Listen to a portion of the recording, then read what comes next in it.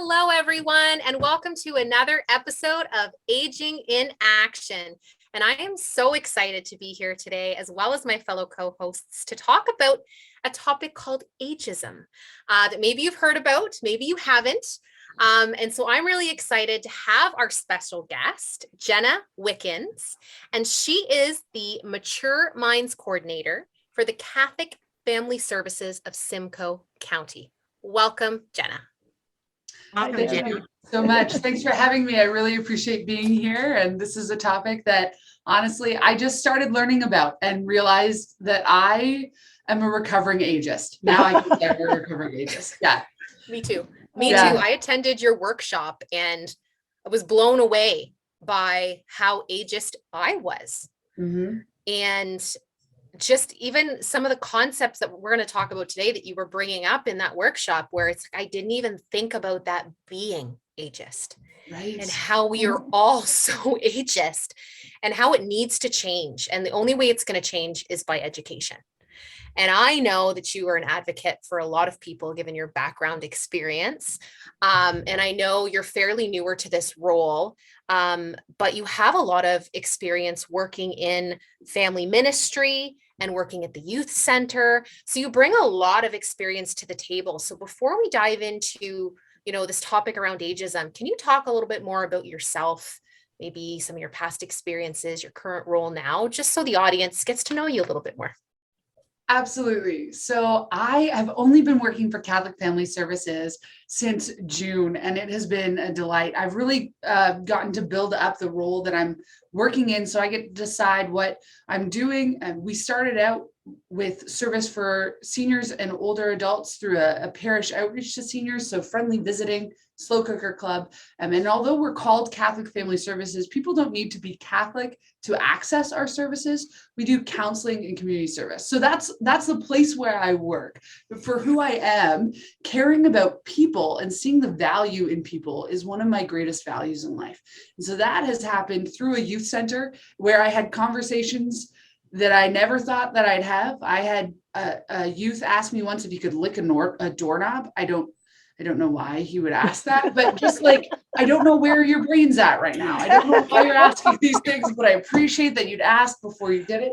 So getting a better understanding of people has meant a lot to me, and valuing people for where they're at and for all their great qualities, for their idiosyncrasies, for my own idiosyncrasies and what that looks like. So that's very, very brief, but I have worked in a youth center for 10 years. I worked in family ministry and children's ministry. And then in my life, all of my jobs have revolved around people. And my education background is actually in recreation and leisure. So I like to say that I spent a lot of money to get a degree in play and talking to people. So that's where I'm at. I have two nieces and a nephew who I adore.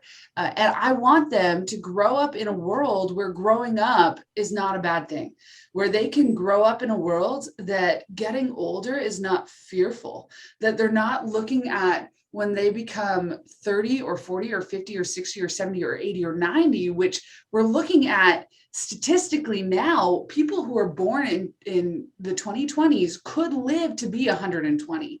But how sad would that be if they live to be 120 and those last 60 years of their life are terrible because they live in a society that says you have less value?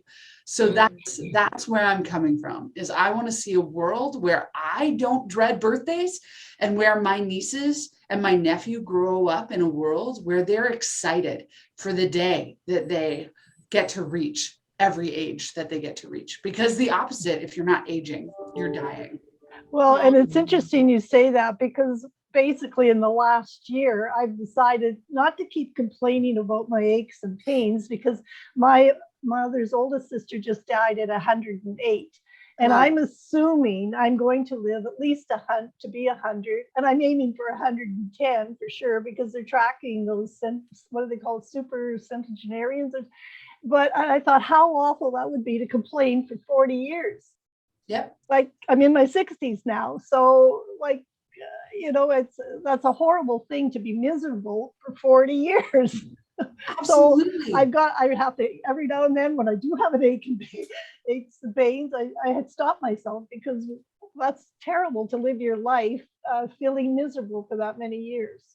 And of course you're going to have aches and pains, but if you buy into that thought process that you're an old person, just because of a certain age group you're in, that's a horrible mindset to live for many, many years.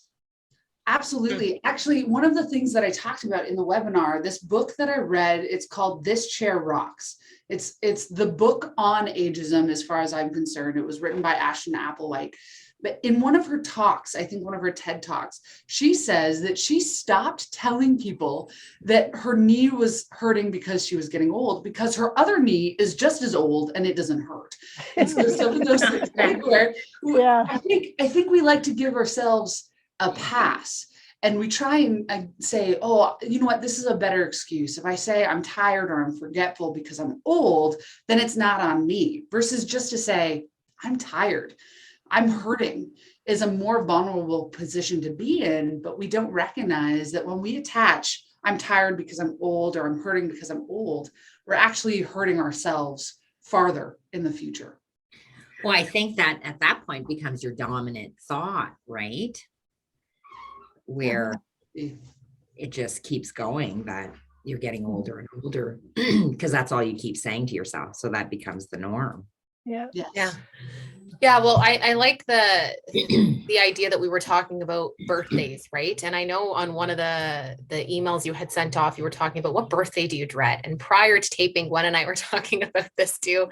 And it's so true, because, you know, the birthday that I was dreading was when I turned 30. Right. And I kept thinking, oh my gosh, now I'm not in my 20s anymore. Now I'm not young. Now I'm starting to get old. And how ageist that thought process is, when my real attitude should be, I should be grateful that I'm turning 30. Right. Not everybody gets to turn 30. And what is this next decade going to bring me? Right. So it's all about mindset and having that attitude towards aging that I'm so fascinated by. Yeah. And in your workshop, you've talked about so many different types, but you also talked about ageism in the media. Yes. And I think that might even play into a lot of our thoughts and, you know, processes about aging when we talk about all the messages we're getting from the media. Can you expand a little bit on that? Absolutely. So that was a small section in the webinar that we talked about, but it's a big thing. It actually hasn't changed since the 1930s. I looked up advertisements from the 1930s and advertisements from today, and they said the same thing. Those hateful wrinkles. If you have those hateful, dreadful wrinkles, use this cream, use this device to squish or stretch your face, and you will solve that. And so we've bought into a marketing system that has told us that anti-aging is the way to go. But anti-aging really is death. If you're not aging, you're dying. And so we look at age, and age is a social construct. In 1866, the game of life was created by Milton Bradley. It was originally created as the checkered game of life. And the end point of that, if you won at that game, you got the ripe old age of 50, because lifespan has changed so much. It's actually the biggest scientific breakthrough of our time, is that people are living longer, but in media, it doesn't see it that way.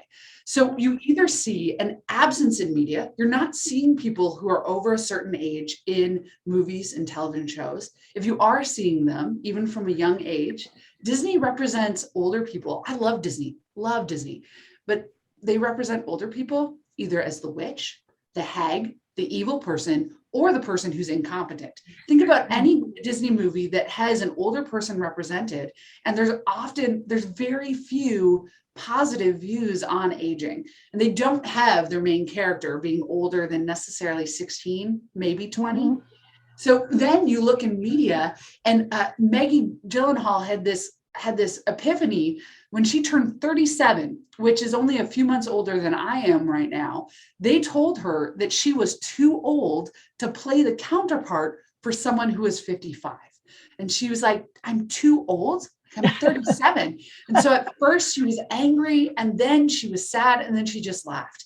Because what in the world, that 37? So we see these different messages. It's an invisibility. They're not, people are not seen. We are not seen as we age.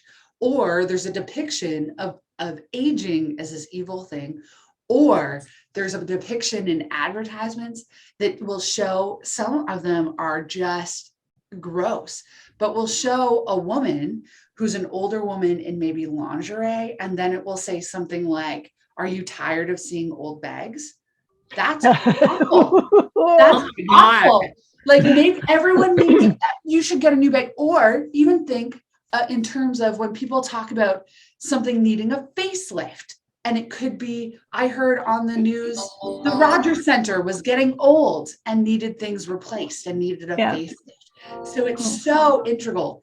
And if you really want to know in media about where our society stands, go to a card aisle of any card section, in Shoppers Drug Mart, in Zayre's, in dollar stores.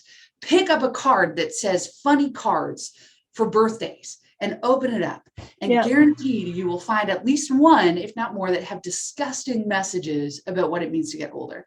And my confession is, I have given one of those birthday cards. We all have. I think we are. Yeah. I just thought, oh, this is so funny for my friend who's turning 32. You know you're old when.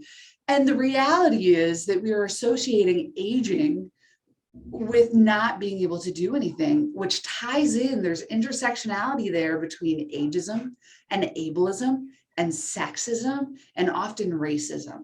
And so all of these messages just combine and tell us that as you age, you have less quality.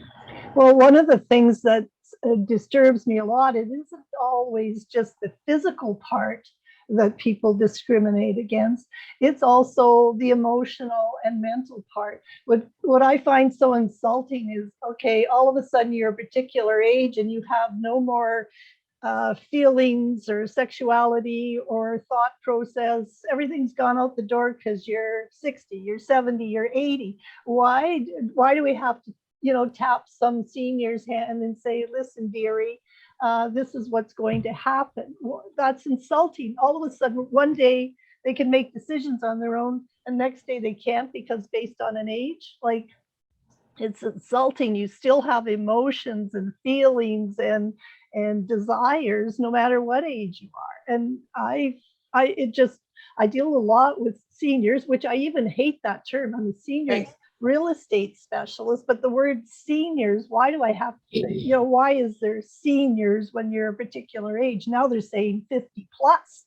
It's going back further and further. But all of a sudden you need help, you need guidance because you're of a particular age. How did that change in a day or two or a week or a month? Right? That you lose your autonomy and you lose value because of a certain age. And I agree with you about the term seniors. What happens, we like to put people into a category. And so that's the problem with ageism or any ism, is that we create this overarching box and we say, oh, they're a senior. And that was one of the things, even this past week, there was a news story about a person who had crashed their car through Reitman's in Barrie, which actually happens more often than not. People hit the gas instead of the brake, and it happens regardless of age, and it happens regardless of mental capacity. But the headline, the very first two words in the headline were, a senior crashed her car. Yeah. And they don't put those, you don't see a young person crash their car or a middle-aged person crash their car. No. They only feel the need to say, oh, it was a senior. And then it's saying everyone, like, because the question is, what are they really saying? What is media really saying when they feel the need to point that out? Well, I think they're probably pushing towards, because there's that expectation that when you get to a certain age that you don't drive anymore, right? I know that's a big thing, I know my husband and I joke around about, well, is this going to be my last car? Because, so yeah, I think that's probably why they focus on, mentioning age when it comes to driving. Yes. Yeah. And you don't have to think about the individual, because you can just think, about this group, this homogenous group of people that is them and not us, and not recognizing that all of us are them, that if we don't age to be 60, if we don't age to be 70, if we don't age to be 80, it means that we've died. And so to have an understanding that it's not an us and them, it's a we all are aging. From the time we are born to the time that we die, we age. Yeah. Well, and we were talking, about the age that you felt. 25 is what bothered me, but then a lot of people figure 40 is old, but at 40, I had just had a baby. So I wasn't too worried about my age. I had no time, but that was also quite a big thing. 30 years ago, it was still a big thing to have a child, close to 40, right? It was, well, why? Well, why not, right? It happens, and why not? Is it any worse when you're 20 or whatever? There's supposed to be all these cutoff dates for what your milestones in life are supposed to be. Well, same as somebody wanting to get their university degree in their 50s and 60s. Well, why not? Yes. Why is that such a big deal that you want to do that? You're supposed to have, okay, check, I'm 20 some years old. I've done this, check, I've done that as you go through. And why does there have to be those thresholds? It shouldn't be. It should be whatever you want to do, right? Oh, I like that you mentioned that, Gwen, because that happens along all the different age as we age, right? I mean, you need to have your degree, and then you need to have married, and then you need to have kids, and then you should have the job by this time, and then and it's just all this pressure and expectations to follow this timeline of what life is supposed to be. And then once you get to a certain age, I need to retire. Right. And it's like, what if you don't want to retire? Exactly. What if you want to keep volunteering or change careers? Why not? Well, and actually that happens with me, right? At my age, I'll be 69 very shortly. And okay, should I have retired at 65? Well, no, I'm physically and mentally capable. At least I think I am. I'm still doing my job. And when the day comes where I'm not capable, okay, that's a different thing. But what age does that mean? Maybe it might be in my 80s, but maybe it might not be. I don't know. And this concept of ageism has been, I don't know, I feel, my personal opinion, programmed into me my whole life. Like you were talking, Jenna, about Disney movies, right? And right as a kid, and you're watching these movies, and you're starting to listen to society and then the media, and it's like, how do we stop being ageist ourselves if we feel like we are using the wrong terminology, because we know terminology can be very powerful. So, I mean, in your personal experience, where can we go from here to help us be less ageist, right? And help us, better our community when it comes to the term and ageism in and of itself. Like what would be your recommendations? I know you got workshops coming up, so I'm guessing that's number one, but what can we do, especially with our viewers that are watching? They might be like, oh wow, yeah, how can I be less ageist? Well, so you mentioned the workshop, which I am going to plug, February 17th at 11 a.m. We're having another workshop called Ageism in Media, and we are going to run the one that we did originally again in 2022. But I really think that ties in to the overarching idea of awareness. People don't know what they don't know. And the way that we speak, and the challenge is not necessarily the things that are so outright and in your face. The challenge is the things that are way more subtle. When we say compliments like, you look good for your age. What are we saying? Yeah. Oh my God. You would not say to someone, man, you dance well for a white girl. You wouldn't. You wouldn't say you drive well for a woman. We wouldn't say those things, but we say for her age all the time. She's feisty for her age. She has a great career for her age. And what we're saying when we use those two little subtle words, three words for her age, when we say that, we're saying that you're doing pretty good compared to a baseline of age that we've decided is actually the best age to be. And that age is usually in your 20s or 30s. Subtle things like saying, man, he is 91 years young. No, he's not. He's 91 years old. He's earned those years. Young is not better than old. And so it's that awareness when people are saying, oh, I'm feeling old, or, oh, I'm having a senior moment. When we recognize that people are speaking, because language is so powerful, and language is where we can start with ourselves. First, we recognize the way that we talk to ourselves. When I look at pictures, when I look in the mirror, I had recently a picture that I took and I had some wrinkles showing up. And this was before I was studying ageism. And I was like, ooh, wrinkles. Like, I don't know about that. And then I was like, wait a second. I have earned these by laughing for the years of my life, by trying to take things apart, by understanding things. But our society has told us that if you are wrinkled, that means that you are aging, which means you have less value. And so recognizing our internal voices, being aware of external voices, being aware of when we're watching movies and TV shows, what are they telling me about what it means to age? So that awareness piece is actually huge, because you don't know what you don't know.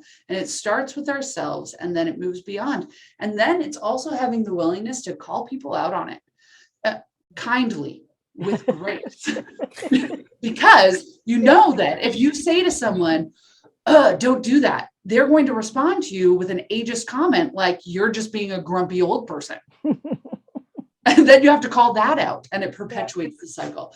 So I had a meeting recently with an incredible woman who was telling me about her life experience and told me that someone said to her, you look good for your age. And she turned back to them and said, well, what age do you think I am? Just having those, or you can say back, oh, you look good for your age too. Because when you pair it back to them, then we're like, wait a second, what does that mean? Or asking the question, what do you mean by that? When someone says, oh, I'm having a senior moment, what do you mean by that? You mean that you're just feeling forgetful? Because as Ashton Applewhite says, when she was in high school and forgot her keys, she didn't say she was having a junior moment. She just said that she forgot her keys. So that awareness piece for sure. So February 17th, we're doing ageism in media. And I will make sure that I get that link to you. That you can send it out. We'll share it too when we post this episode as well in our social media channels. I'm sure we can maybe put it in a comment section in the bottom. Gwen's the pro at this. And add it in there on social media, not me. And we can make sure that link's there in case individuals want to register for this workshop. And I'm sure you have more workshops upcoming, right? Well, one of the things you just hit on too is the fear of aging. That's a whole other episode we got to talk about, because I think that's part of the whole problem. People are frightened of being old. Which, interestingly enough, just quickly, they've done studies to show the U-shaped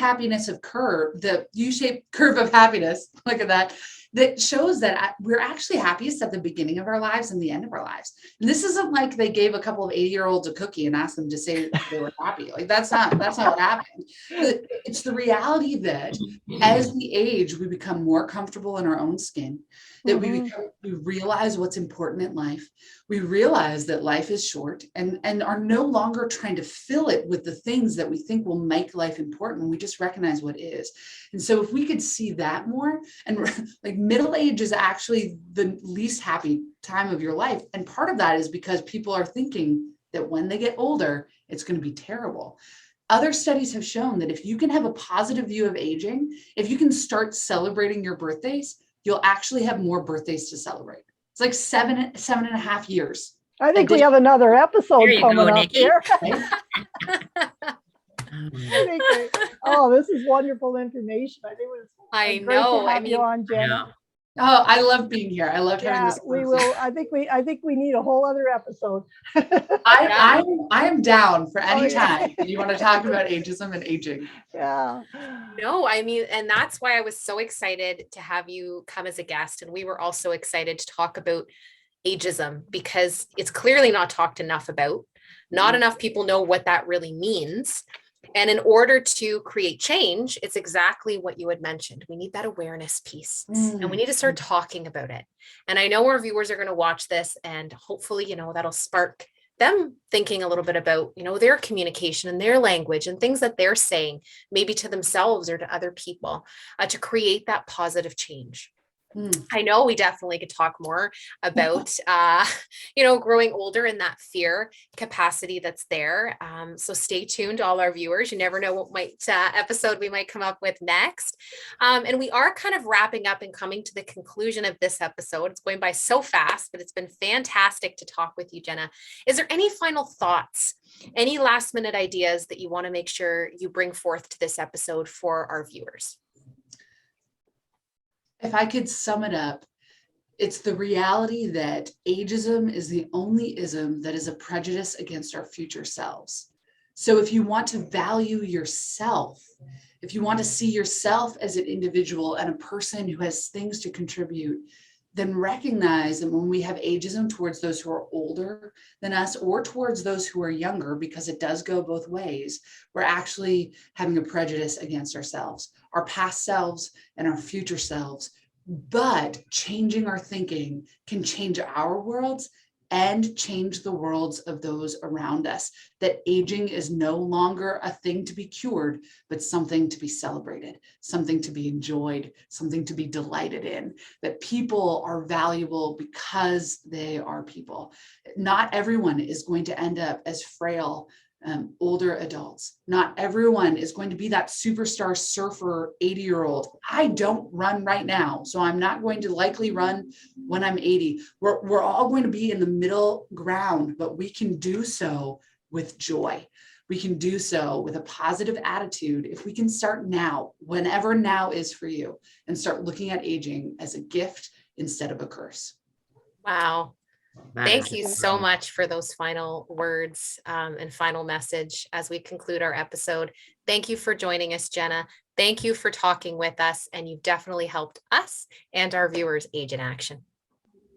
Thank you so much.